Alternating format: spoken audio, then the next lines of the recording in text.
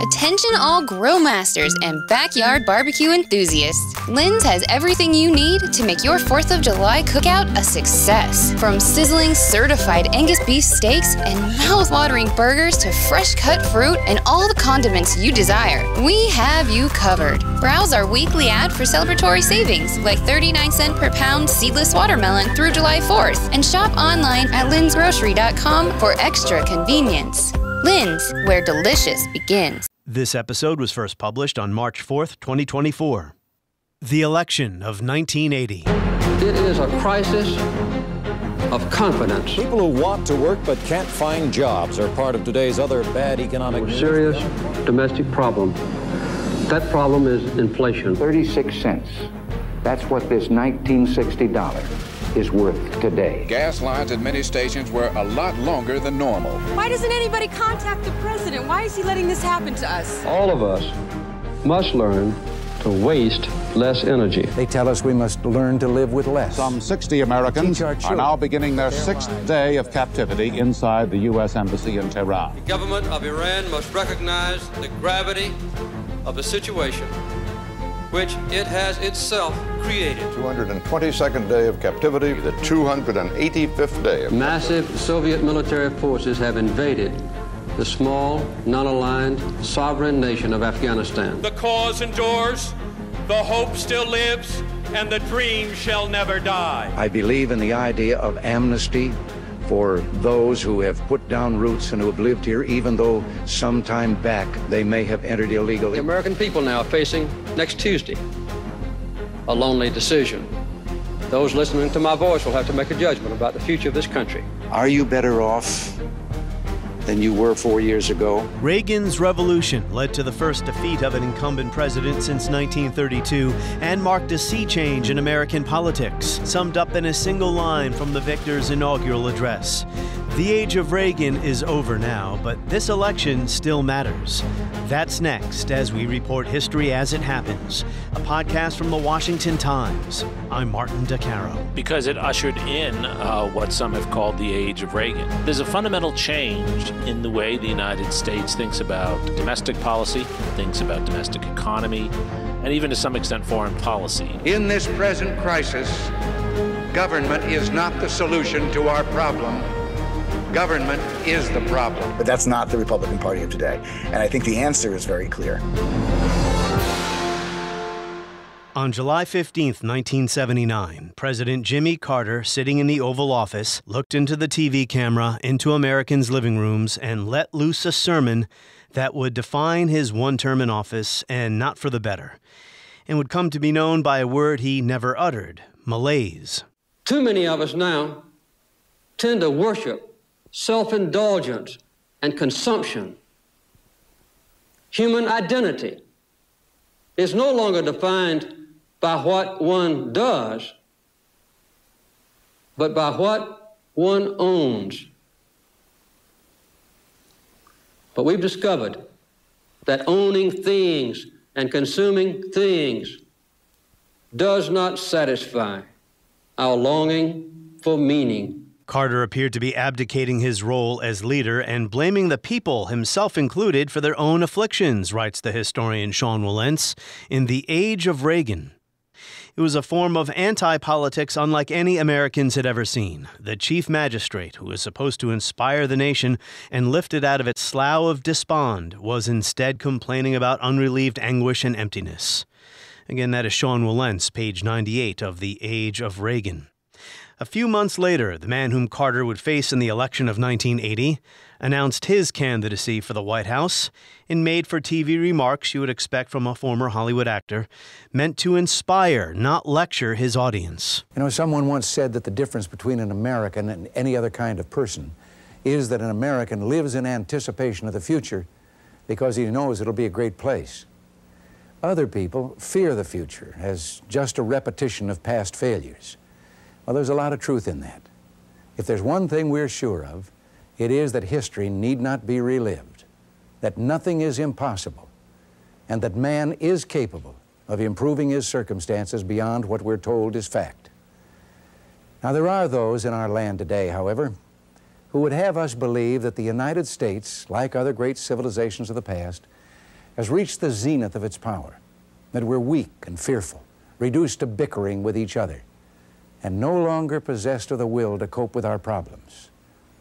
Much of this talk has come from leaders who claim that our problems are too difficult to handle. We're supposed to meekly accept their failures as the most which can humanly be done. Well, if timing is everything in politics, Ronald Reagan, the one-time New Deal liberal long since converted to conservatism, picked the right time to challenge an incumbent, because the late 1970s were a terrible time in America, beset at home and abroad by crises. The price of unleaded tonight is $73.9. That's high enough for any of us who can remember when premium was $27.9. But $73.9 is not as high as it's going to go. Today's OPEC increases are expected to drive the price of unleaded up to a national average of 77 cents per gallon. But as Walentz points out, Reagan was not the choice of his party's establishment. That was George H.W. Bush, who referred to Reagan's zany ideas as voodoo economics. This is the first in what will be an occasional series of episodes about influential elections in American history. I'll produce one every few weeks between now and Election Day, November. The election of 1980 was, and is, important. Just take the idea of voodoo economics. Ronald Reagan did not invent supply-side economics, but he did write them into the Republican Party's DNA. And it is magical thinking today just as much as it was then.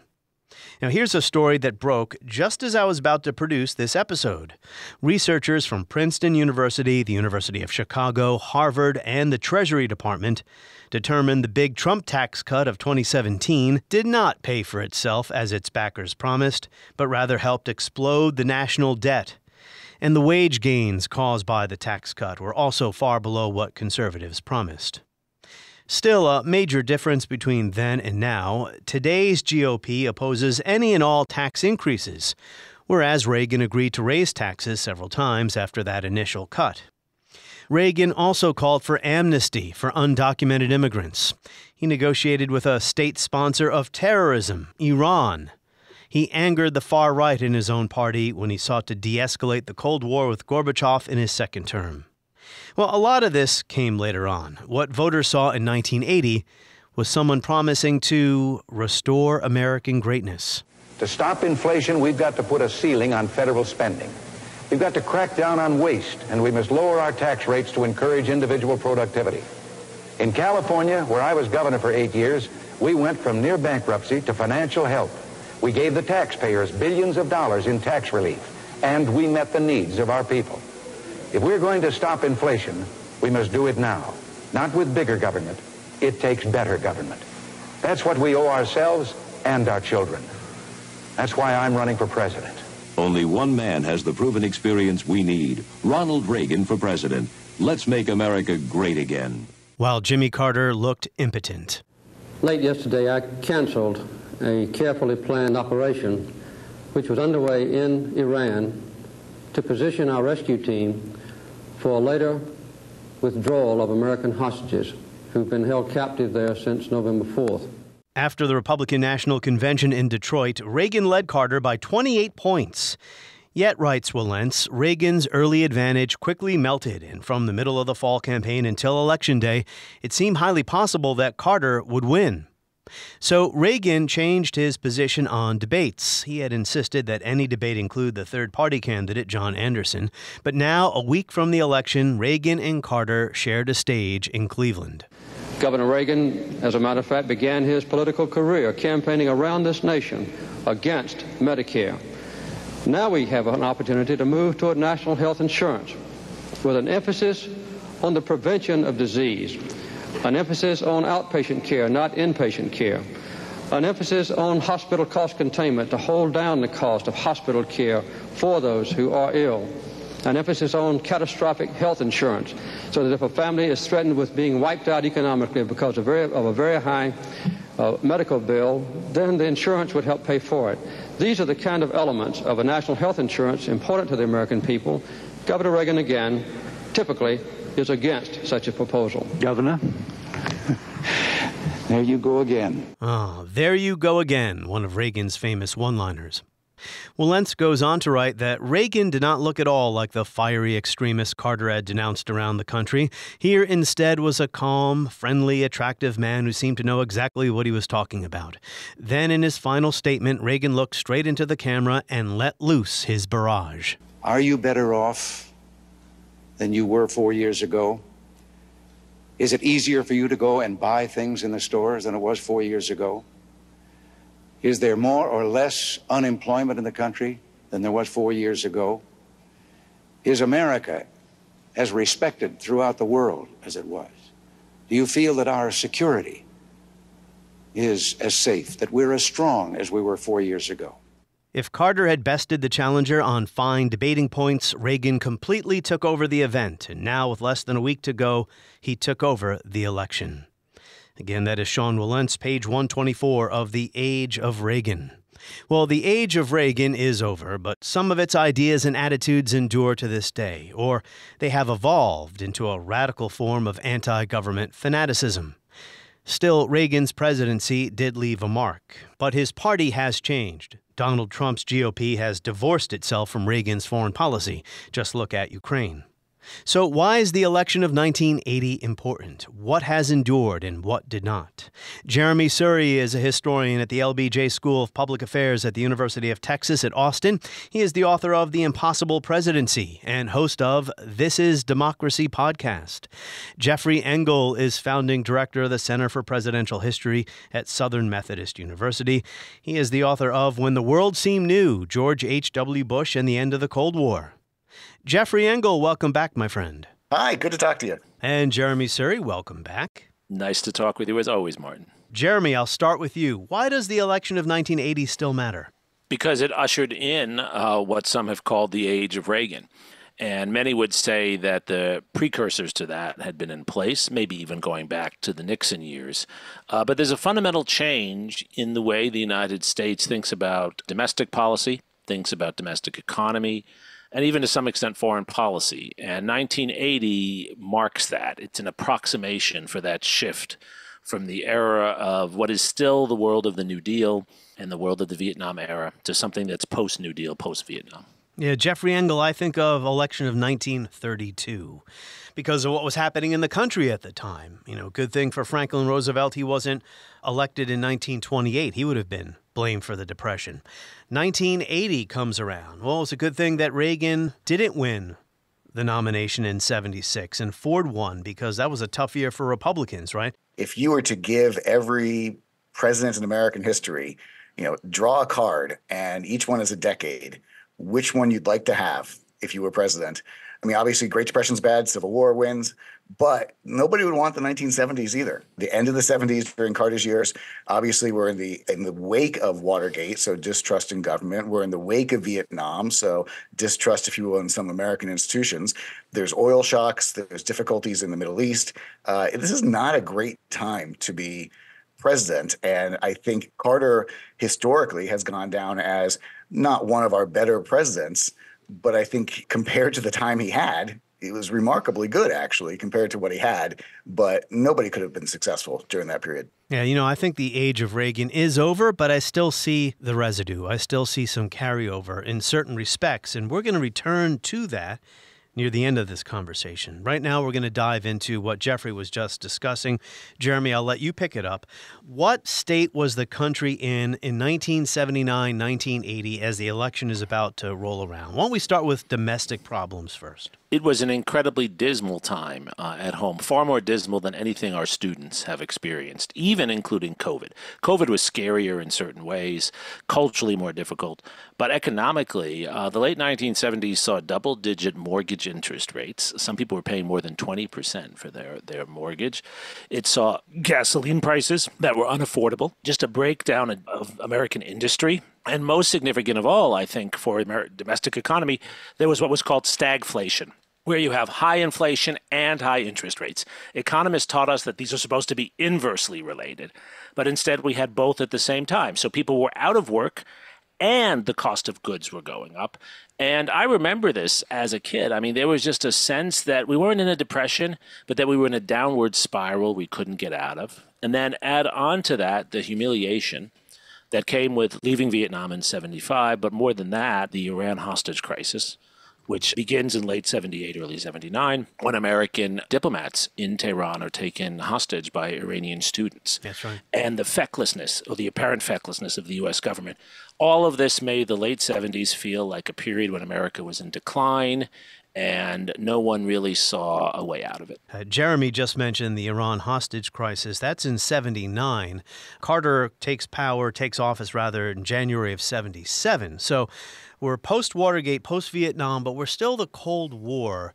Can you talk a little bit about the challenge Carter faced when it came to the Soviet Union? Because we had a period of détente, right? But détente was controversial, and some said it allowed the Soviet Union advantages over the United States.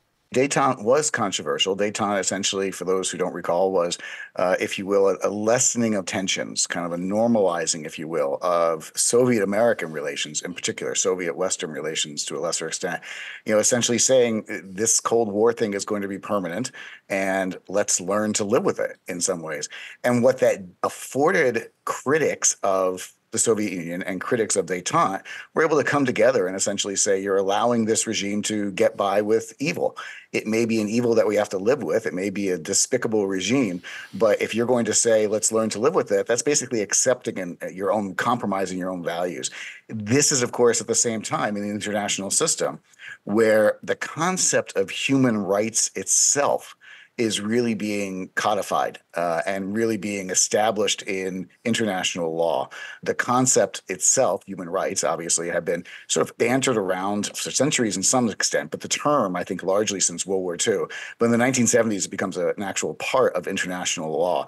And this was something that I think fit very nicely with Jimmy Carter's basic approach to the world, because he was an extraordinarily religious man, an extraordinarily moral man, is our first evangelical president, and he was particularly concerned with making sure that America did, for lack of a better phrase, the right thing. And the right thing was not always what was the geopolitically right thing. So if you want to just jump forward for our listeners who, of course, are living in 2024 with the rest of us, when we talk about America first, Donald Trump is basically saying, let's do what's in our best interest, period. Cutthroat realpolitik.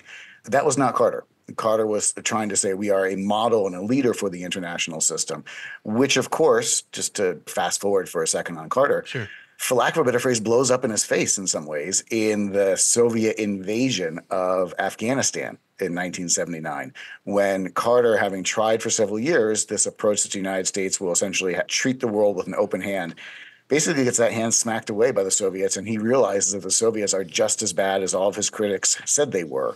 In fact, that is why Carter, not Reagan, initiates a massive military buildup at the end of the 1970s. We think of Reagan, of course, and I know we'll get to this, but we think of Reagan as one of his signature achievements is spending on the military. Well, it actually begins under Carter. Reagan takes it to a whole nother level, but Carter, by the end of 79, early 80, has essentially decided the Cold War is on again, and it's because of the invasion of Afghanistan. Among other fallouts from that was his decision to boycott the Olympics in Moscow in 1980 out of protest, basically essentially saying we can't condone the existence of this regime and its actions, even by our very presence.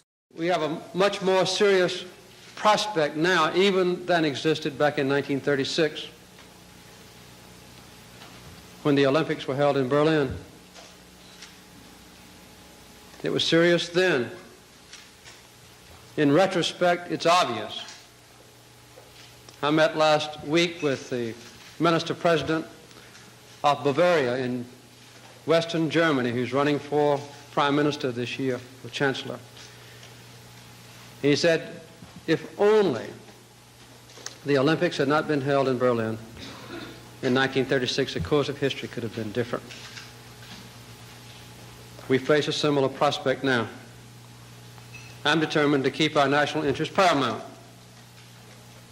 Even if people that I love and admire, like you, are required to share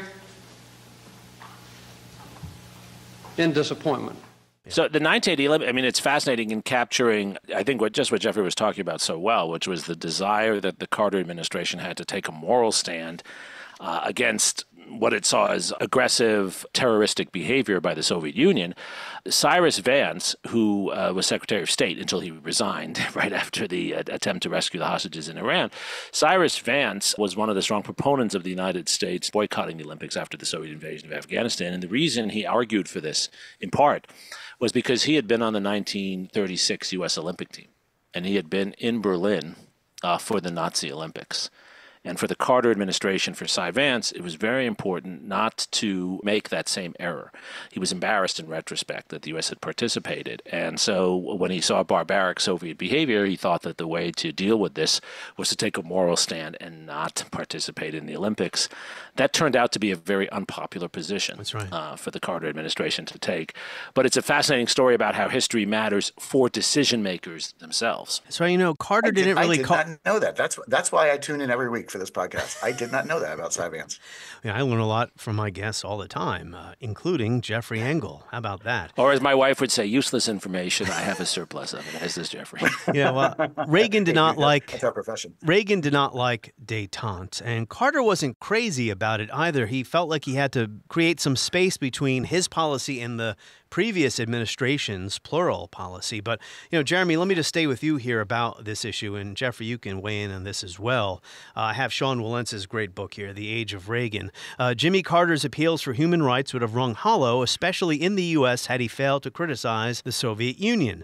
The extent to which Carter actually intended this criticism merely to placate American conservatives remains unclear, but if that and not moral consistency was the White House's main intention, the results were disappointing. Barely a week after Carter took office in '77, the State Department issued official statements condemning Czechoslovakia for cracking down on dissenters in violation of the Helsinki Accords and warning the Kremlin against making any attempt to intimidate the dissident Soviet physicist Andrei Sakharov. Wilentz goes on to say it would take many years before the bracing effects of supportive appeals like Carter's became evident among dissidents in the Soviet bloc, and by then Carter would receive little of the credit he deserved for undermining communism, and the president seemed to be sending the Soviet Union a mixed message. On the one hand, the new administration rejected Kissinger's realpolitik and would hold the Soviet Union responsible for human rights. On the other, it would pursue Kissinger's détente and press for an agreement on SALT II. So, Jeremy, maybe comment on that and then how Reagan approached this problem in his campaign rhetoric. I think there was a certain inconsistency with the Carter administration, and it's something, interestingly, that Anatoly Dobrinin, the Soviet ambassador to the U.S., comments on in his memoir. He was the Soviet ambassador from Kennedy through Reagan. The president he hated the most, the one the Soviet ambassador hated the most, was Jimmy Carter. And he hated Carter because of just this point. He believed that Carter, on the one hand, was claiming that he wanted to manage relations with the Soviet Union, wanted to have an effective diplomatic relationship with them, but at the same time was taking these strong, prickly moral stances. And it was the earnestness of Carter's moral judgments attached to the desire for diplomacy that was very hard for the Soviet Union to gauge. For example, the Carter administration wanted to continue with arms control negotiations as Kissinger, Nixon, and Ford had, but at the same time, they were desirous of meeting with and encouraging dissidents from the Soviet Union. Ford had famously refused to meet with Soviet dissident Alexander Solzhenitsyn, but Carter did meet with Solzhenitsyn. And so the Soviets couldn't understand this. Either you want to work with us or you don't want to work with us. And that inconsistency was a problem in managing Soviet relations. It was also a problem at home. It gave Reagan an enormous opening because it allowed Reagan to say that, in fact, if I take a stronger stand, they will work with me because my toughness is what they'll react to. That instead the wishy-washy Carter policy, which really wasn't that wishy-washy, as Jeff pointed out, it was actually pretty hard line in many respects, but nonetheless, because it looked inconsistent, Reagan could blame that and claim that a stronger position, Reagan's famous statement, peace through strength, which implied that Carter was not strong enough and therefore not getting peace. Yeah, Jeffrey, two things that come to mind immediately when I think about Reagan. Anti-communism, real hard right, conservative anti-communism on the foreign policy front, and domestically anti-New Deal, anti-welfare state. We'll get to domestics again later on, but Reagan was running on a policy of, making America strong again. Yeah, in fact, Make America Great Again was, in fact, the campaign slogan in 1980. If we're going to stop inflation, we must do it now. Not with bigger government, it takes better government. That's what we owe ourselves and our children. That's why I'm running for president.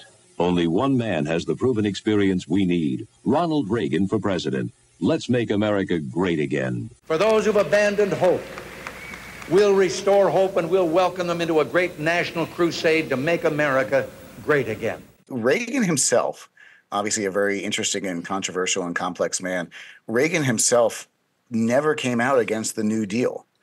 He said what he was against was the Great Society. And he made the distinction that the New Deal, which had been good for his own family, was, essentially the minimum that the government should do in terms of engaging and taking care of its population, but that we had gone too far with this idea and we needed to reel things back.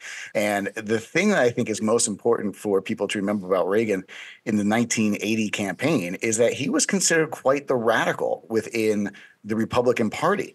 He was not the saint of the Republican Party that he subsequently became from the time of his election, actually, or I guess from the time of H.W.'s election up until Donald Trump, I would argue, because Reagan was remarkably hawkish on Cold War issues, as you mentioned. He was remarkably anti-communist. He believed very strongly in inserting God into the debate and into the equation of politics, though he was remarkably amorphous on what he actually believed about God.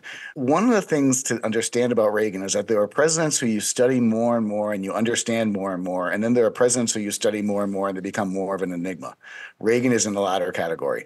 Let us not forget, and I think it's remarkably useful, that Reagan's official biographer couldn't get his mind around Reagan, and in fact had to invent fictional characters to have conversations with Reagan in order to try to understand Reagan, which from a literary perspective is really quite fascinating. It obviously got pilloried because how do you do biography with fictional characters?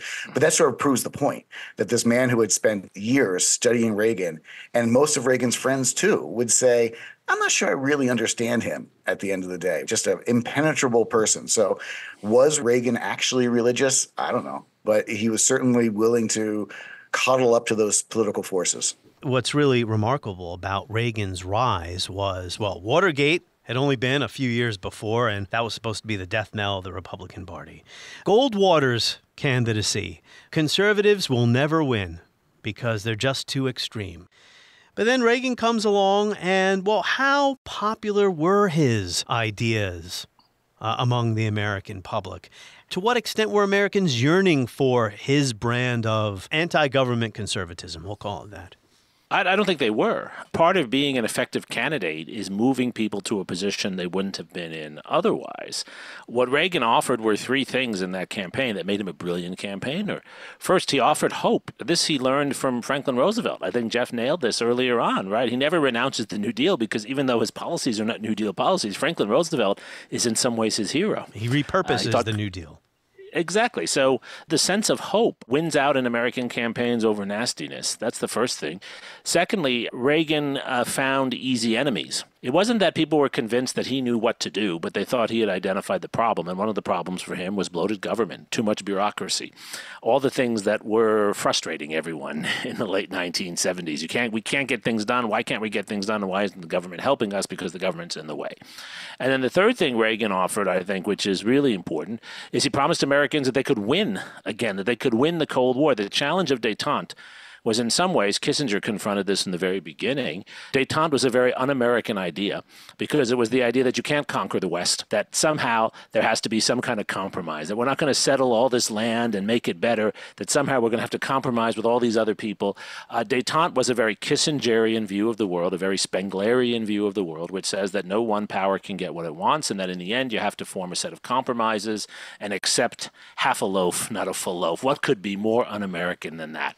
Reagan not only offering hope, he's offering victory, and he blames a generation, and he knows he's exaggerating this, but he blames those who came before him for not pursuing victory hard enough. That's his explanation for why we didn't win in Vietnam, because we didn't fight hard enough. If we had only fought harder, we would have won. And he promises to do that in Iran. He promises to do that with the Soviet Union. He promises to do that in many areas. Yeah, his first term was an uncompromising position on the Soviet Union. But if history teaches anything, it teaches that simple-minded appeasement or wishful thinking about our adversaries is folly. It means the betrayal of our past, the squandering of our freedom. So I urge you to speak out against those who would place the United States in a position of military and moral inferiority. So another window into the past that might help clarify what's going on today really shows us how much things have changed. And Jeffrey Engel, you know George H.W. Bush as well as any historian. Your book, When the World Seemed New, is about his presidency. He was a different kind of Republican than Ronald Reagan. When he became Reagan's running mate in 1980, he ran against him in the primaries. He won several primaries, including the Iowa caucus, which kind of woke up the Reagan campaign, which had been sleepwalking. It was the favorite. It was supposed to win easily. Then he loses the Iowa caucuses. But my question is, this was a time when you had moderate and liberal Republicans. And they called Reagan's supply-side economics voodoo economics. That was Bush's term for it. What I'm saying is that this type of what I call a voodoo economic policy, it just isn't going to work. So Bush at this point exemplifies the traditional Northeast progressive of the Republican Party, pro-civil rights, for example. Now extinct, pretty much. Dead as a dodo, I think. And you look at what Bush believed is not dissimilar from Dwight Eisenhower in some ways. You know, smaller government shouldn't intervene. We want a strong military. He actually was in favor of civil rights, was in favor of reproductive rights. By the way, also in favor of being nice and welcoming to immigrants. Before I get away from it, we need to recall Reagan, too, was also remarkably nice to immigrants. In fact, I hope that you can find for your listeners the 1980 debate in Houston between Reagan and Bush, where they basically get into a long, extended argument over which of them would be nicer to immigrants. I'd like to see something done about the illegal alien problem that would be so sensitive and so understanding about labor needs and human needs that that problem wouldn't come up. But today, if those people are here, I would reluctantly say I think they would get whatever it is that they're, what the society is giving to their neighbors. But the problem has to be solved. The problem has to be solved because as we have kind of made illegal some kinds of labor that I'd like to see legal, we're doing two things. We're creating a whole society of really honorable, decent, family-loving people that are in violation of the law, and secondly, we're exacerbating relations with Mexico. The answer to your question is much more fundamental than whether they attend Houston schools, it seems to me. I don't want to see if they're living here, I don't want to see a whole thing of 6- and 8-year-old kids being made, one totally uneducated and made to feel that they're living with outside the law. Let's address ourselves to the fundamentals. These are good people, strong people. Part of my family is a Mexican. Can I add to that? Rather than making them or talking about putting up a fence, why don't we work out some recognition of our mutual problems, make it possible for them to come here legally with a work permit, and then while they're working and earning here, they pay taxes here. And when they want to go back, they can go back, and they can cross and open the border both ways by understanding their problems. This is the only safety valve right now they have with that unemployment that probably keeps the lid from blowing off down there. In any event, Bush was the moderate traditionalist, and Reagan was a radical. We have to remember when Reagan came into office in 81, people referred to the revolution of Ronald Reagan, not dissimilar in some subtle rhetorical ways to Donald Trump, of people saying that this is a guy who is from outside of Washington, who has no experience with Washington, who is preaching things that are not the orthodoxy, and that this is going to shake things up and really change the way Washington operates. For one thing, he believed in a couple of economic policies that were inconsistent. The most famous, of course, is the supply-side economics, or as H.W. Bush referred to it with a critique that stuck during the primaries, voodoo economics. Yes. The idea that you could lower taxes and raise spending through some magic pixie dust. This would actually cause prosperity. It has never actually happened, but that's a different story. I'm sure somebody will complain to you from the Washington Times when I say that never actually happened. But well, I agree. Supply-side economics is a lie. It doesn't work. And so to stick on Bush for just 1 second, Bush is his biggest critic. Bush is the last man standing in the 1980 campaign against Reagan. And when the campaign comes to an end, Bush presumes his political career is over. He had tried for the presidency. He was done. there's one of the most extraordinary moments in all of American presidential history at the 1980 convention when Ronald Reagan's team begins negotiating with, of all people, Gerald Ford's team to bring Ford back in as vice president, with Ford being in charge of foreign policy or domestic policy. Jeremy, you can remember. Foreign policy. Foreign policy. Yeah. But the idea that really reinforces that Reagan was such a radical that he needed an adult in the room with him. And who could be more adult than Gerald Ford? Now, it turns out the negotiations never get resolved because the truth of the matter is there can be only one president at a time. And a co-presidency, and more importantly, a man in the room who had been president, was just going to be impractical. So when those negotiations break down in the end between the Ford camp and the Reagan camp, they basically turn to the last guy standing, H.W. Bush, and offer him the job. And Bush's response is either remarkable or completely typical, depending on your perspective about politicians. Bush immediately says, I agree with every one of Mr. Reagan's positions. Here's Wilentz. Reagan expressed personal doubts about Darwin's theory of evolution. He said the New Deal had patterned itself on Italian fascism. He revived his ill-fated proposal from the primaries of 1976 to make Social Security system voluntary. He repeated an absurd claim that he'd picked up somewhere that a recent volcanic eruption in Washington state polluted the atmosphere with more sulfur dioxide than the last 10 years of automobile driving. Reagan did say a lot of wacky things. He wasn't an intellectual. He was not an intellectual, and he did have some eccentric beliefs, and certainly mainstream Democrats saw him as a crazy man. And in the early 1980s, there's concern that he's going to start a nuclear war. On the other hand, though, unlike others who now run for office without any experience, Reagan had a lot of governing experience. First of all, he had been the head of the Actors Union in Hollywood, which is actually a very serious political job. And then he had been governor of California. And actually, even though he had his right-wing attacks on students and things like that, he actually was a pretty reasonable governor. He signed, for example, gun control legislation. And an abortion law, liberal abortion law. I was just going there. This was a man who actually, when he governed, he showed that he was actually relatively reasonable on a lot of issues. Now, the rap on him, which I think still holds, is that he was not deep in his knowledge. He believed what he believed and then surrounded himself with people and wanted them to give him short explanations, most infamously cartoon version explanations, literally cartoons.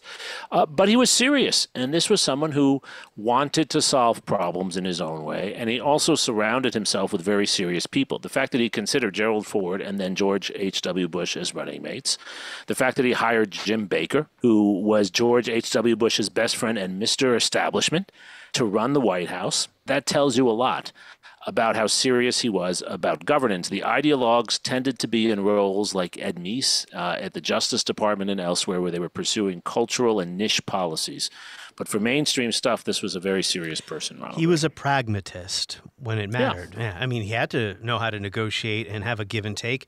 As you said, he was the president of SAG. That's right. And he was very pragmatic when it came to the Soviet Union, especially in his second term, when he sat down and did what he had criticized people of doing, negotiating with the Soviets. Pragmatic on Social Security. You mentioned his 76 proposal was indeed to make Social Security private and voluntary. But then in the end, he negotiated with House Speaker Tip O'Neill. You couldn't be more sort of in the throes of Democratic urban machine politics than Tip O'Neill. They negotiated an expansion of Social Security, the largest expansion ever, which did more than anything to increase the role of the federal government in the lives of people above 65 in our society.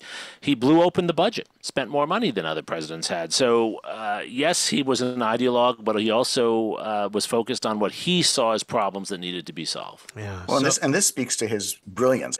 The fact that he managed to have a reputation and to maintain a reputation as being an ideologue, had strong, rock-solid convictions and could never compromise, and yet compromising all the time and governing. Reagan very famously was one of these people who believed, if you get 85% of what you want at a deal, it's a good deal.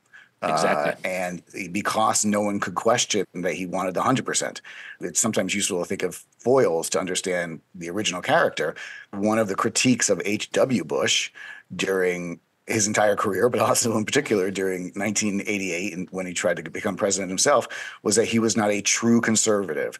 Why? Because the true conservative was Ronald Reagan. And you could list the number of things that Reagan did that were not conservative, but no one ever doubted where his heart was, if you will. And how he managed to pull this off is just a remarkable version of it, whether it's acting, whether it's leadership, whether it's visionary campaigning. All politicians are actors. And we're going to get into the communication issue when we wrap up with the election results and his style versus Carter's style, as was on display at their lone debate. It was in Cleveland a week before the election. Reagan also agreed to raise taxes several times after the initial cut. No, that's correct. And part of that was to cover defense spending. Part of that was to cover Social Security and other things. I mean, he was able to switch positions for larger purposes, but the reasons he was seen as a serious conservative had to do with his rhetoric and some of the controversial stands that he took. It must be said that he ran for office appealing to those who were uncomfortable with the civil rights movement. He was not anti-civil rights, but he most famously, goes to Neshoba, Mississippi, the site of a lynching, where Schwerner, Cheney, and Goodman had been killed in 1964, and no president had gone back there. And he went and gave a speech, a full-throated campaign speech for states' rights. States' rights, right. And everyone knew what he meant by states' rights there.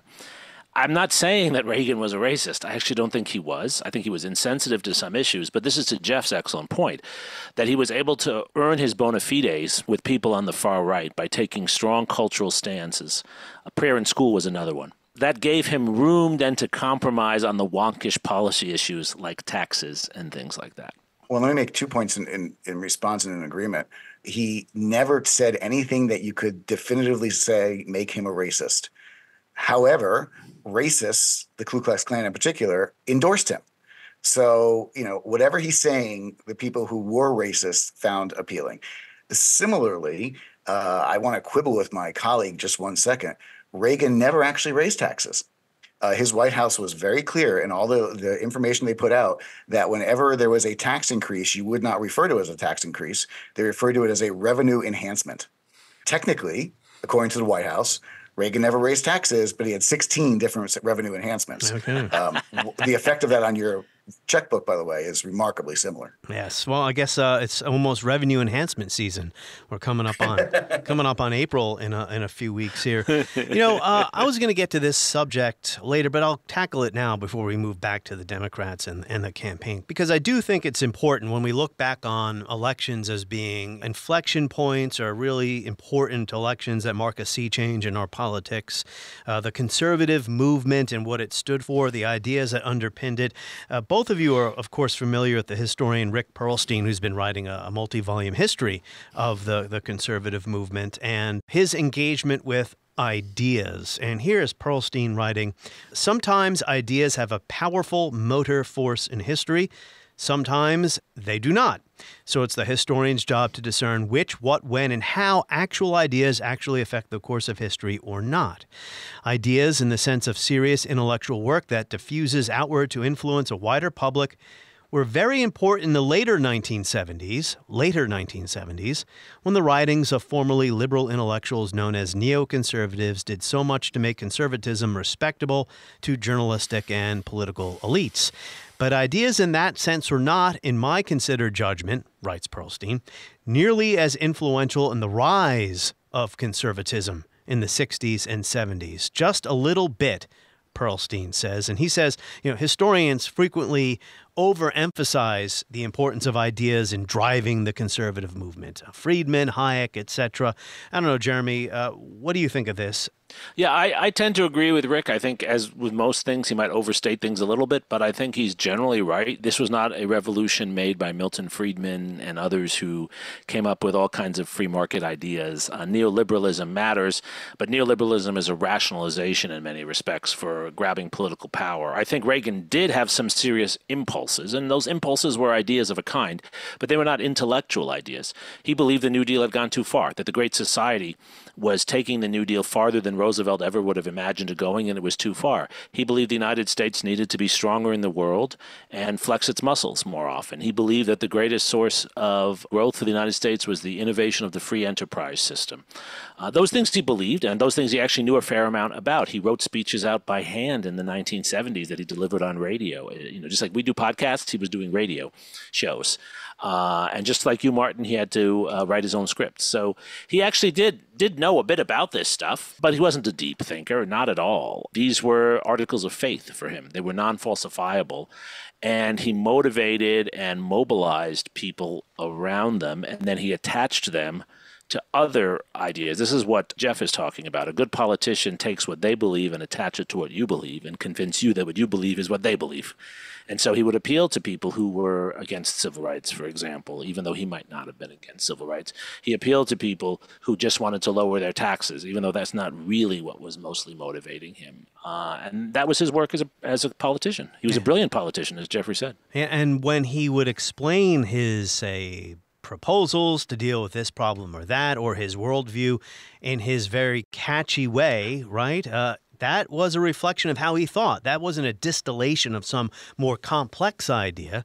And of course, Reagan was great at that, whereas Carter was not. 9 most terrifying words in the English language are, "I'm from the government and I'm here to help." Reagan was a storyteller. And I know you've covered this with us and with others on your podcast many times. One of the most powerful things anyone does is tell a story, a compelling story, and a truthful story, as Reagan's stories were for him, is the most compelling of all. But the contrast with Carter is quite extraordinary. I mean, Carter is highly analytical. Carter is someone who deconstructs arguments. That's why academics like him. He takes an argument and says, no, your evidence is not good enough. I believe this instead, and reconstructs your argument, whereas Reagan takes a story and he retells it until you believe it. And you want to believe it because in Reagan's case, these are stories he believes. That's the FDR Lincolnian element of Ronald Reagan. Bill Clinton did that too. Yeah. FDR was not a critical thinker either, as much as he was a tinkerer. He experimented, and he also delegated a lot, like Reagan as well. But FDR could relate to ordinary people, and he truly cared about them, not to talk about 1932. So, Jeffrey Engel, what happened, Jeffrey Engel, 3 days after the militants in Tehran took over the U.S. Embassy? Well, I'll just answer the question, so you don't know it. That's all right. I didn't know this either until I was just preparing for the show. Ted Kennedy announces he's running for president to unseat the incumbent in his own party. And I think there's an interesting parallel or a non-parallel to what's going on today with many, many Democrats unhappy with the unpopularity of President Joe Biden. However, no one mounted a challenge. I don't even know if that was possible. Certainly not now at this late stage. But anyway, this is a major change. I think this was the last time anyone ever challenged an incumbent in his own party and took it all the way to the convention. What was the import of Ted Kennedy's ultimately failed bid as a liberal to unseat someone he despised? And that would be James Carter. I think are you still alive after that long question? I thought you might. Go ahead. Yeah. I think it goes back to something that Jeremy pointed out, that Reagan had a story. Reagan had a narrative. So did Kennedy. It really forces us to, embarrassed to use this term now because it's so academic, to deconstruct what leadership is.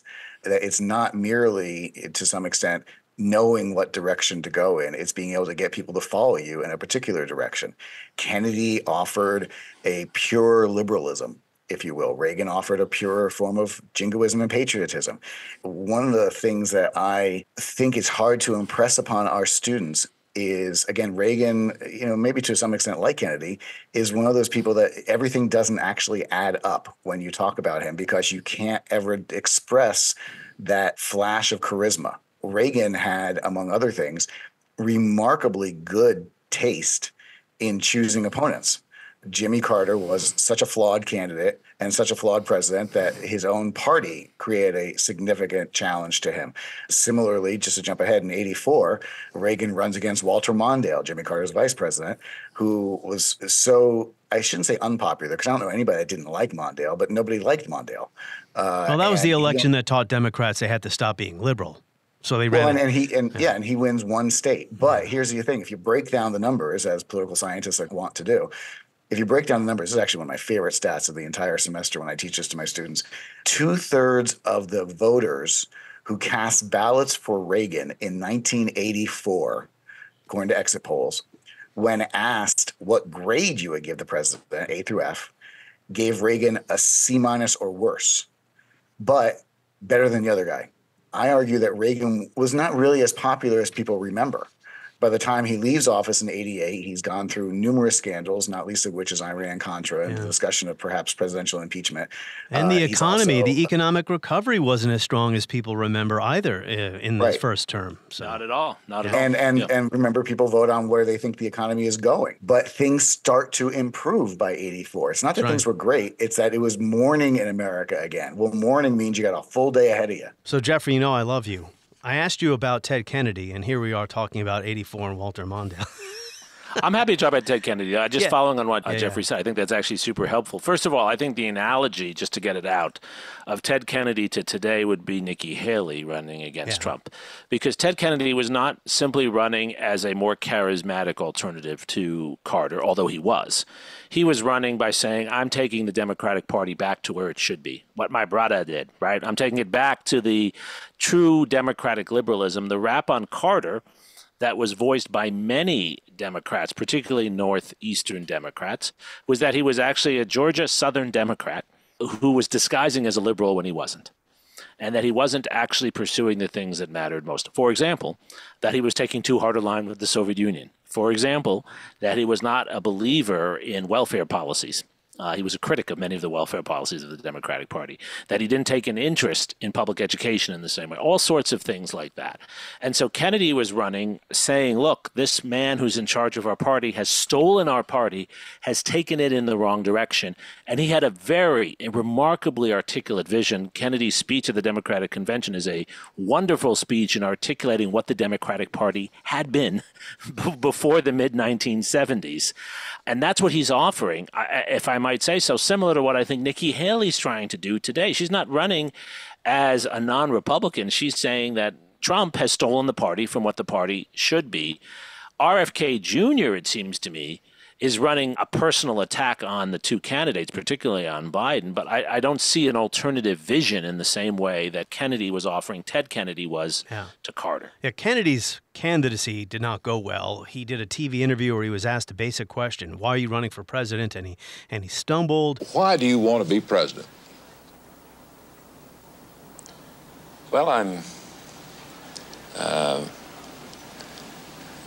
were I to make the announcement and to run, the reasons that I would run is because I have a great belief in this country that it is as more natural resources than any nation of the world, as the greatest educated population in the world, the greatest technology of any country in the world, the greatest capacity for innovation in the world, and the greatest political system in the world.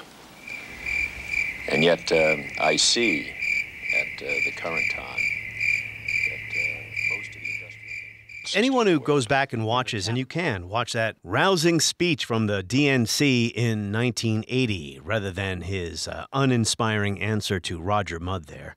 But his speech at the convention in 1980, probably the best moment of his campaign. You may not sense why that was such an attack on Carter and what Kennedy thought the Democratic Party was becoming just by listening to it without any context, because he doesn't really blast Carter explicitly.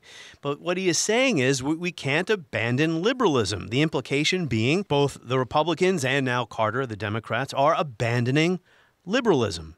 Let us pledge that we will never misuse unemployment, high interest rates, and human misery as false weapons against inflation.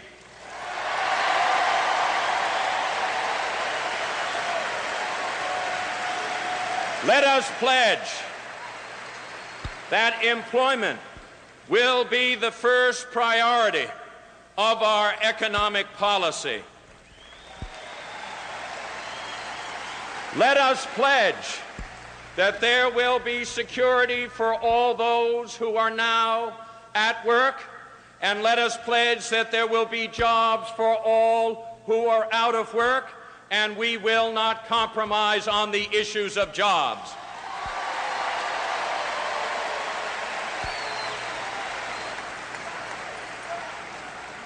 These are not simplistic pledges. Simply put, they are the heart of our tradition and they have been the soul of our party across the generations. We haven't seen anything like that again. We haven't seen anyone challenge an incumbent all the way to the convention because it did damage. I think Carter came out of that convention. Almost definitely. Yeah, when you're supposed to be, riding high, he came out of that damage. There's a lot of bad blood between the Kennedy crowd and the Carter crowd, in particular between the president and the Senator Kennedy. This is one of the reasons that Kennedy got into the race, if you believe that all politics is personal. Among other things, Carter had finagled to keep Kennedy from assuming the chairmanship of certain committees, et cetera, et cetera. But more importantly, from an optics standpoint, after giving the speech you just described so well, there's a moment at the very end of the convention where everybody comes together and has a kumbaya moment, and the candidates come out with their families and the balloons fall and everybody raises hands. And Carter basically following Kennedy around the stage, trying to get that signature photo of the two of them raising hands together, holding hands and holding them up in the air in apparent victory. Kennedy won't do it. That's right. Kennedy and acknowledge the incumbent times. President, yeah. The optics of it are awful for Carter. Remember, one of the things that a convention is supposed to do is to show that we're all healed up and on the same page together going into the general. That didn't happen in 1980. Yeah. Something else that was happening then that we need to take stock of here as to why this election and other elections around it or prior to it were so important. Political realignment, okay? So, again, referring to Walentz here, this is one of my go-to reference books when I prepare for a podcast about Reagan's era, the age of Reagan.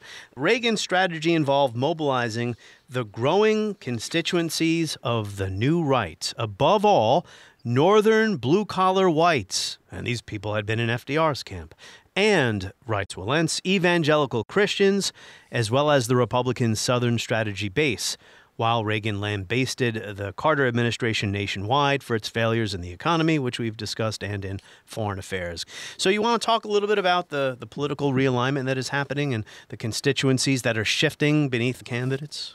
I think it's absolutely crucial, right? And it's something historians have given a lot of attention to, these so-called Reagan Democrats, which in some ways were also Nixon Democrats, right? Michael Kazin, who I know you've had on, has written quite a bit about this as well.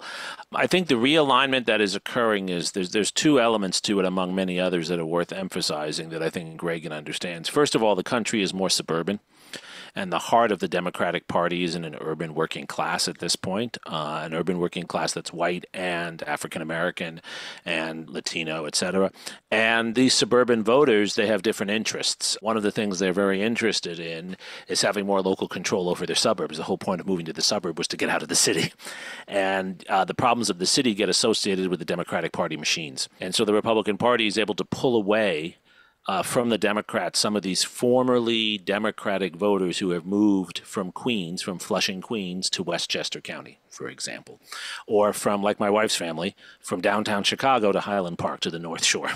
All of a sudden, their interests are different, and there's a bit of a backlash against civil rights, too, because one of the reasons they've left is because they perceive that their schools, as they've been integrated, have declined in quality. That's the perception. Yeah. And in the suburb, you get to fund your own school. Even though it's still a public school, it's really a private school that looks like a public school, et cetera. So that's one element of what's going on. And then the second element, I think, that's really important here in the realignment, and it helps also explain why you get a third-party candidate, an independent candidate in John Anderson, running with, of all people, Pat Lucey from Wisconsin as his running mate, is that there's a dissatisfaction with what's perceived as the Democratic Party not delivering on the economic goods for everyone, right? The Democratic Party had been the party, this is the party of Lyndon Johnson, that promises that everyone's life is going to be made better through federal welfare policies, through federal policies of one kind or another. And there's dissatisfaction with this. John Anderson runs as a moderate Republican, claiming that he's the one who cares about these families. The Democratic Party is not serving them in the way it did before. It's not serving working class families. The Republican Party isn't doing that yet, but John Anderson is going to do that. Midwestern Republicans are going to do that. The Democratic Party, the realignment, as I see it, is that they've lost suburban voters and they've lost a lot of the working class voters. And those two elements are important. And we're still sorting that out today. So, Jeffrey Engel, it's my view that most American elections are decided by domestic issues, not foreign policy. But there's no question the Iran hostage crisis and, the image of Carter as weak. There's no question the Iran hostage crisis hurt Carter. Why was Iran such a touchy issue for the American foreign policy establishment and American citizens in general. If not our strongest ally in the Middle East, in the top two, and was a bulwark of American foreign policy, especially throughout the Cold War. Remember, the United States, along with Great Britain, had helped engineer a coup in 1953 that brought the Iranian government to power, and the Iranians subsequently become one of our largest recipients of foreign aid, in particular foreign military aid. And given how sensitive, obviously, the area of the world that they live in, having a strong government that was conservative in the sense of being anti-communist was a bulwark of American foreign policy for generations. Then suddenly it wasn't. Then suddenly there was so much corruption within that regime, so much antagonism from the people towards the repression of the regime. There was, as you pointed out, not just a revolution, but an Islamic revolution, which is less important what brand of religion it was than the fact that it was a religious moral revolution, essentially a rejection of the way that these leaders had taken us, had promised to bring us into modernity and had sold our souls as a consequence. It's not just our embassy seized and hostages taken in a foreign country, which is a big enough problem. It's that this is happening in our former bestie. That's right. So one of the problems I think that Carter runs into, not unlike his domestic problems, is that the problems in the 1970s are tough. The problem of what to do with hostages in another country, a well-armed other country that is in the midst of a revolution, is not an easy one. There obviously were hawks who from the very beginning said, send in the Marines. Well, at the very least, that's going to lead to a remarkable amount of bloodshed. And they did try to rescue them, and that was a disaster. I think Carter reluctantly tries to rescue them after many months of failed negotiations. For technical reasons, the mission does not work. But the mission, for example, runs into problems where they're trying to refuel in the desert. A couple of planes, actually a plane and a helicopter, bump into each other. There's a big explosion. They have to call off the mission. But I think one of the unanswered questions, of course, is what would have happened if the mission had gone forward? It is not entirely clear to me nor to anyone, because nobody knows, how many of the hostages would have been killed in the taking, how many people would have been killed, how many soldiers would have been killed. You were very likely to wind up with a situation on a much bigger scale, of course, that you had with the Munich Olympic crisis. Yes, you've managed to kill all the assailants, but you've also managed to kill all the hostages. So these are not easy problems for Carter. Late yesterday, I canceled a carefully planned operation which was underway in Iran to position our rescue team for a later withdrawal of American hostages who've been held captive there since November 4th. Equipment failure in the rescue helicopters made it necessary to end the mission. As our team was withdrawing after my order to do so, 2 of our American aircraft collided on the ground following a refueling operation in a remote desert location in Iran.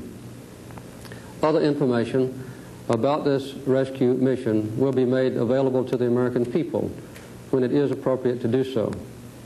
There was no fighting, there was no combat, but to my deep regret, 8 of the crewmen of the 2 aircraft which collided were killed.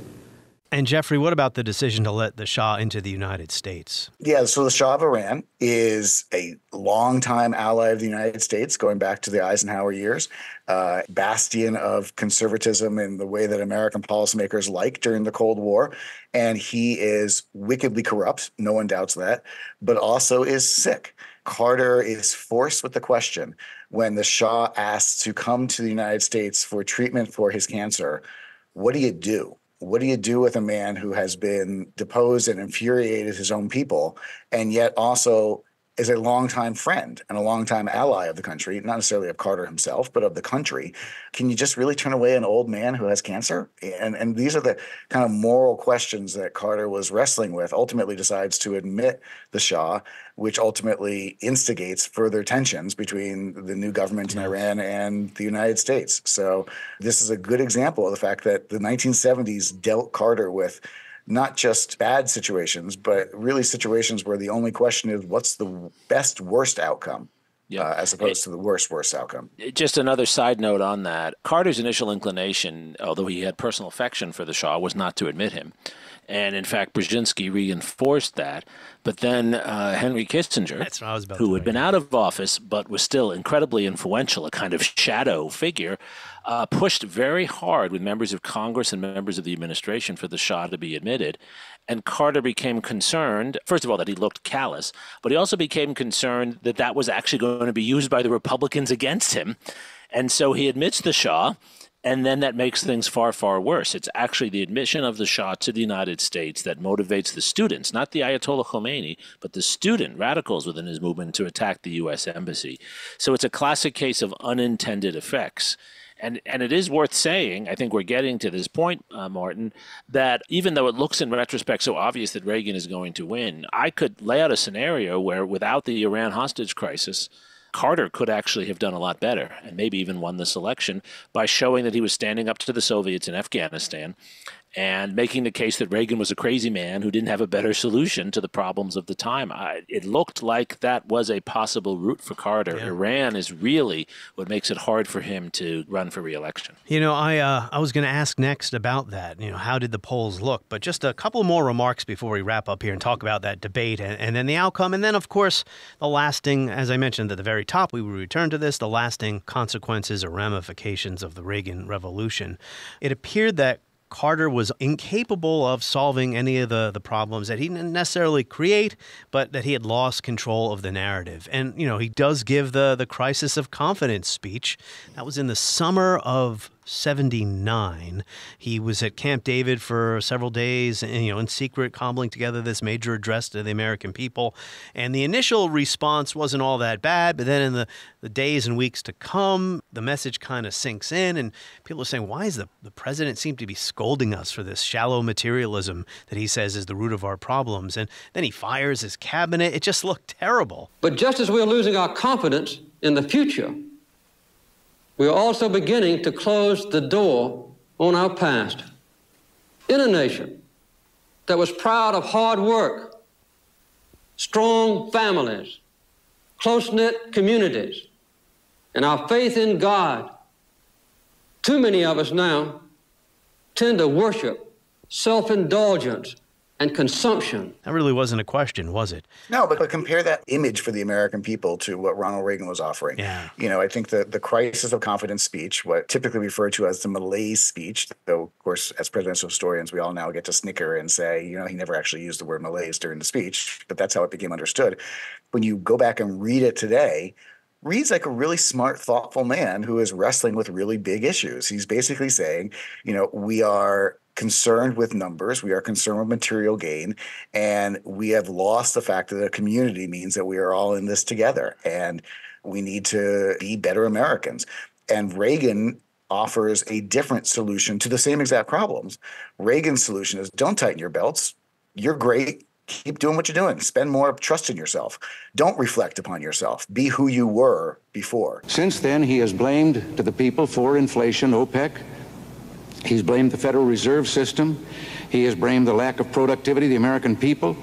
He has then accused the people of living too well and that we must share in scarcity, we must sacrifice and get used to doing with less. We don't have inflation because the people are living too well. We have inflation because the government is living too well. So, just briefly, age was not, I know that 84, the famous quote at the debate about age. Reagan was 69 running for president here. You know, Biden was born in 1942. He's in his 80s running for re-election now.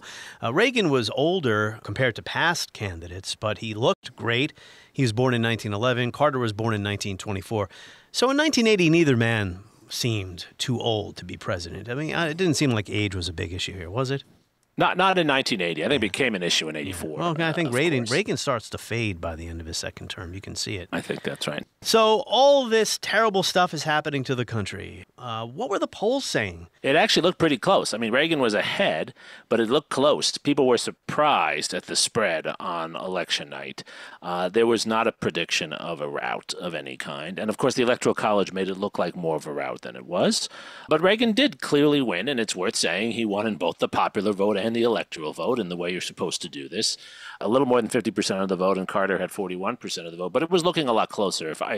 My recollection is that the polls were 4 or 5 points, which is, within the polling margin of error. And Carter was convinced, as was Warren Christopher, his Undersecretary of State, if they were able to get the hostages released before the election, that would change things. And to Carter's credit, when that didn't happen and he lost the election, he continued to work to that end, most famously, and this is a very Jimmy Carter thing to do, staying up all night, his last night in the White House, not signing autographs, but actually negotiating the release of the hostages, who are released after Reagan's inauguration because of Carter's work. And because the Ayatollahs despise Carter because he loved the Shah, in their view. And Carter did support the Shah. So they didn't want to give Carter anything that he could take credit for while he was still this is a great way for teaching how to understand causality in history. Because first thing that you will hear if you meet the world's greatest Reagan enthusiast is, look, Reagan got the hostages home. Right. No, he didn't. The Iranians were so interested in twisting the knife one last time into Carter's gut that they had already agreed to everything, but they wouldn't let him go until Carter was no longer president by, I think, like 3 minutes. Reagan gets credit for the hostages, much like Barack Obama got credit for winning the Nobel Prize, basically not for being the other guy. Well, didn't Reagan come out of a party on inauguration night or a ball in his tux and talk to reporters about the hostages are coming home? Yeah. He announced, I think it was once they had left Iranian airspace. That's right. He came from the first presidential ball. And, this comes back to Lincoln's point, though, right? So much of leadership is luck, right? What did Lincoln say? I don't want good generals. I want lucky generals. Timing is everything in politics. Yeah, and I mean, if you look at, it's not that Reagan didn't have a certain skill set. Of course he did. We've talked about that. But this is a man who was fortunate, as Jeffrey said, in his enemies, and fortunate in his times. He inherited an economy that had hit rock bottom and started slowly, very slowly, to turn around. Not so much because of what he did, but because of the economic cycles we were in. So the debate. There was only one debate. It took place in Cleveland. It's on YouTube, and I think people should go and watch it to see how debates could at one point be somewhat substantive compared to what we get now. How important was this debate in determining the outcome of the election? I think it was very important because the Carter people were telling a story about Reagan being a crazy man, not fit for office, relevant to some of the rhetoric today. And unlike other candidates later, Reagan was able to rise to the occasion and show that he was perhaps fit for office. My watching of that debate or rewatching of it is, on substance, there are limitations to Reagan, but he plays the part well. He looks presidential. In some ways, he looks more presidential than Carter. He looks believable in the role. And it reminds me, the analogy is the first debate between George W. Bush and Al Gore in 2000, where Bush, the expectations were so low, he actually looked smarter than people feared he wasn't. And Reagan had a way of talking to people that they could relate to. He could connect with them. He explained problems in a way, maybe intellectuals thought it was hokey or even nonsense. This isn't academia. This is politics here. And I think his famous line, "There you go again." There you go again. When I opposed Medicare, there was another piece of legislation meeting the same problem before the Congress. I happened to favor the other piece of legislation and thought that it would be better for the senior citizens and provide better care than the one that was finally passed. Yeah. There you go again, like another Democrat. There you go again. Which meant nothing at the time. It was great. Yes. I think the line that everyone remembers comes at the very end. Next Tuesday is Election Day. Next Tuesday, all of you will go to the polls. You'll stand there in the polling place and make a decision. I think when you make that decision, it might be well if you would ask yourself, are you better off than you were 4 years ago?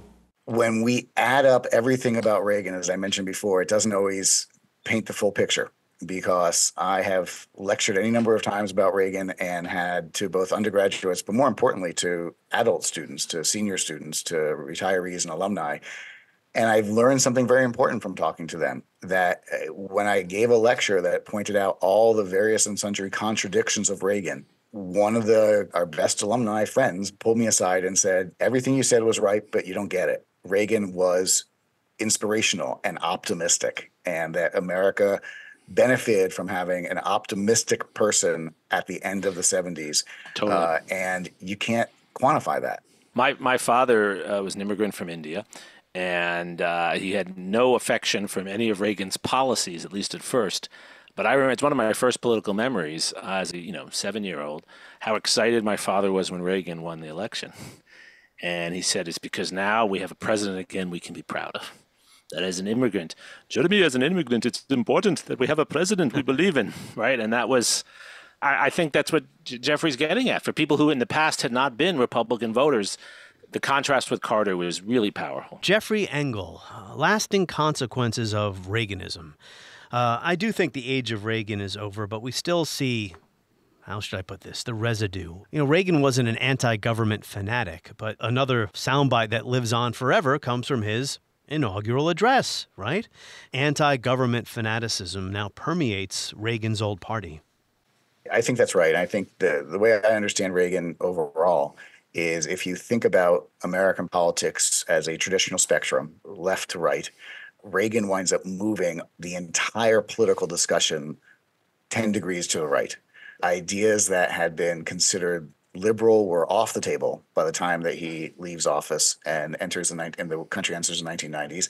And once conservative ideas, frankly, most of Bill Clinton's campaign looked very similar to Ronald Reagan's campaign because the entire discussion had shifted to the right. There was a sort of a greater appreciation of the necessity of market forces, neoliberalism, though Reagan never would have used that term. And the Republican Party takes on that playbook for the next 20-odd years and holds up Reagan not just as a prophet, perhaps even as a saint. I wouldn't go so far as to say Messiah, but as a saint until Donald Trump. Well, remember that debate? I'm sorry to interject there, Jeffrey, but do you remember the debate? I think it was the second time Obama ran, so it was Romney candidacy for the Republicans. So this would be 2012. There was a Republican debate actually, it was at the Reagan Library. And the candidates can't stop mentioning Reagan's name. But I think even then the party had moved past Reaganism. During the Reagan campaign with people like Jack Kemp and Art Laffer. Ronald Reagan. Ronald Reagan. Ronald Reagan. Ronald Reagan. Ronald Reagan. President Reagan. President Reagan. President Reagan. Ronald Reagan. I'm with President Reagan. Well, but it's not just that one. I mean, I joke with my students, not that you should joke with about such things, but, I have tenure, that the worst drinking game you could possibly play was to watch a Republican primary debate during this period and take a shot every time someone said Reagan. And by the way, it didn't have to be an accurate statement about Reagan. Somebody might say, as Reagan said, tear down this wall. And someone else might have said, as Reagan said, I need a cheeseburger. And the truth of the matter is, as long as you start by saying, as Reagan said, people are going to smile and believe you. And then, as I tell my students, if you take a shot every time that happens, you won't last 5 minutes. But that's not the Republican Party of today. And I think the answer is very clear. That they have taken this anti-government idea, I shouldn't say anti-government, concern for government, a belief in limited government, taking it to the point of saying now the Republican Party stands for being against government, that government is the problem. And there is only one saint allowed in Donald Trump's Republican Party, and only one prophet allowed, and only one Messiah allowed, and that is obviously Donald Trump. So one of the reasons I think that Reagan has become less cited as the man who we should emulate among Trump Republicans is because Donald Trump refuses to do so. It's so complex and it's so interesting, right? There's no doubt he leaves an ideological marker in American politics, but I think we have to be careful how we understand it. Only 2 Republican presidents after him, only 2 elections out of all the remaining presidential elections between Reagan's second term and the present. Only 2 times do Republicans thereafter win the majority of the popular vote. They're consistent losers after Reagan, the Republicans are, in presidential elections. And so what's really happened here? I think Reagan has empowered, he becomes, as Jeffrey said, a saint. He becomes a figure who empowers a particular kind of Republican politics, which is not really even his politics, right? This is sort of Marx saying he really wasn't what the Marxists had become, right? The Reaganites are very different from what Reagan was. Reagan was a tough campaigner, but he was also someone who had principles. But his arguments become arguments that are foisted out by Republicans to justify all kinds of hard-nosed politics that run against the democratic beliefs, and I mean lowercase d, that Reagan himself had. Reagan would have been appalled to see people trying to starve a country like Ukraine that's defending itself. He would have been appalled to see us separating families at the border as they try to come into this country. He would have been appalled to see us telling people they shouldn't take vaccines. He believed in vaccines, right? I mean, all of these things. He was not good on the AIDS issue, but he wasn't someone who was against the science of medicine. So Reagan becomes, I think, within American politics, he becomes this deity, this figure whose intentional misconstruals by his followers justify hard-nosed, militarized, anti-government, self-defeating politics. And so his legacy in some ways in domestic politics, I think, is pretty negative. The Republican Party goes downhill after him. George H.W. Bush barely holds it together, but the George H.W. Bush years are the years that bring us Newt Gingrich. So in terms of politics, I think it's actually a pretty negative legacy. Where I think his legacy is strongest and most positive is in foreign policy, what Jeffrey's written about so well. The world that George H.W. Bush should get more credit for is also in part the world that Reagan contributed to, a world of building bridges between the United States and the Soviet Union, and the United States for a time being a good international actor that I think Reagan by his second term believed in. So I think it's a mixed legacy, and that's not unusual. Most presidents have mixed legacies. The economic ills we suffer have come upon us over several decades. They will not go away in days, weeks, or months, but they will go away. They will go away because we, as Americans, have the capacity now, as we've had in the past, to do whatever needs to be done to preserve this last and greatest bastion of freedom.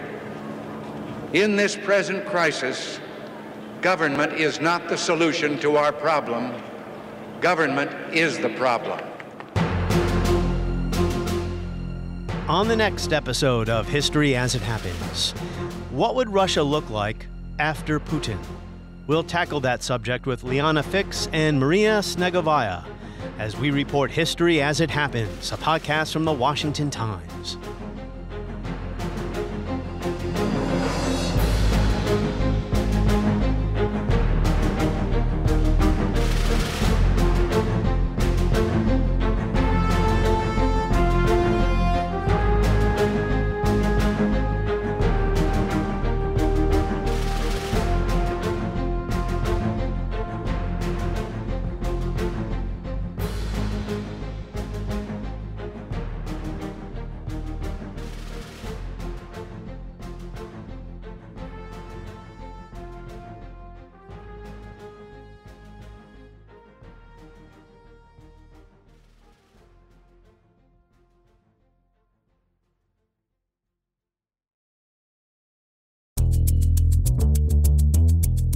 Okay, it's official. We are very much in the final sprint to Election Day.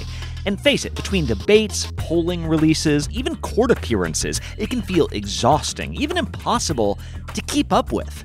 I'm Brad Milkey. I'm the host of Start Here, the daily podcast from ABC News. And every morning, my team and I get you caught up on the day's news in a quick, straightforward way that's easy to understand, with just enough context so you can listen, get it, and go on with your day. So, kickstart your morning. Start smart with Start Here and ABC News, because staying informed shouldn't feel overwhelming.